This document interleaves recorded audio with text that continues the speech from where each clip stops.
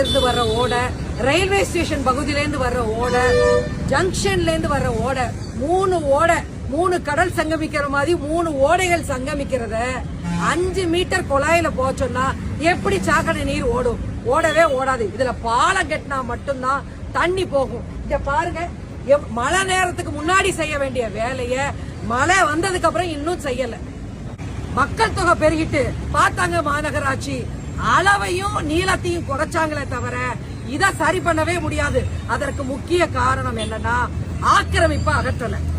பழைய ஸ்லாப்பையே திருப்பி போடுறாங்களே தவிர எந்த புதுவிதமான பாலமும் செய்யாம ஒண்ணுமே நடக்காது. சரி, திருநெல்வேலி ஃபுல்லா அல்வா கடை இருக்கு, திமுக காரங்க பார்த்தாங்க, இந்த அல்வா போதாது திருநெல்வேலி மக்களுக்கு, நாங்க திருச்சியில இந்த அல்வா கிண்டி கொடுக்கோன்னு நேரு அனுப்பி நீங்க கொஞ்சம் நல்லா கிண்டி கொடுங்க அப்படின்னாரு. நேரு வருவார், நேரில் வருவார், உங்களுக்கு அல்வா தருவார். அல்வா வேண்டான்னு சொல்லுங்க மக்களே, நமக்கு தேவை இதற்குண்டான தீர்வு தானே தவிர. ஒரே ஒரு கேள்வி கேட்கிறேன், இத பார்த்துட்டு இருக்க பொதுமக்களே, ஒன்னே ஒன்னு சொல்றேன், நீங்க இறங்கி போராட வேண்டாம். இத பார்த்து எல்லாருக்கும் ஷேர் பண்ணுங்க.